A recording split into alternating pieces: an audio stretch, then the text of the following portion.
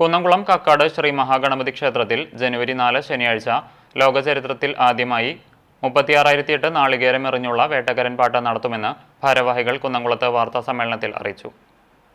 രാവിലെ 9 മണിക്ക് നടക്കുന്ന സാംസ്കാരിക സദസ്സ് കക്കാട് കാരണവപ്പാട് മണക്കുളം ദിവാകര രാജ ഉദ്ഘാടനം നിർവഹിക്കും.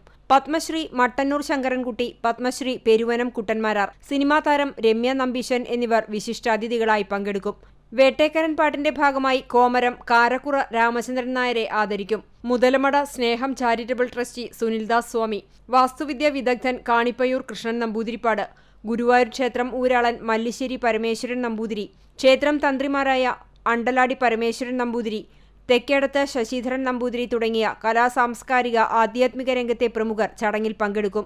തുടർന്ന് 10:30 ഭക്തജനങ്ങൾ 36,008 നാളികേരം എണ്ണിക്കൂട്ടും. ഉച്ചയ്ക്ക് 2 മണിക്ക് കളം കുറിച്ചതിനുശേഷം കക്കാട് രാജപ്പന്മാരാരുടെ നേതൃത്വത്തിൽ ട്രിപ്പിൾ തായമ്പക അരങ്ങേറും. ശേഷം ട്രിപ്പിൾ കേളി, ട്രിപ്പിൾ കൊമ്പുപറ്റ്, ട്രിപ്പിൾ കുഴൽപ്പറ്റ് എന്നിവയും ഉണ്ടായിരിക്കും. അത്താഴപൂജയ്ക്ക് ശേഷം വൈകിട്ട് 6 മണിക്ക് മുല്ലയ്ക്കൽ പാട്ടിന് എഴുന്നള്ളിക്കും. ശേഷം ഈടും കൂറും കഴിഞ്ഞ് കളം പ്രദക്ഷിണത്തിനും കളം പൂജ കളംപാട്ടിനും ശേഷം നാളികേരം മുടക്കൽ ചടങ്ങ് നടത്തും. തുടർന്ന് കൂറ വലിക്കുന്നതോടെ ചടങ്ങുകൾക്ക് സമാപനമാകും. 3 നേരവും അന്നദാനവും ഉണ്ടായിരിക്കുമെന്നും ഒരുക്കങ്ങൾ പൂർത്തിയായിട്ടുണ്ടെന്നും ക്ഷേത്രം president K Subidas, secretary Suneesh Ainippulli, treasurer K Bhaskarakurup, joint secretary Rajeev Tharayil, member K Manikandan എന്നിവർ വാർത്താസമ്മേളനത്തിൽ അറിയിച്ചു.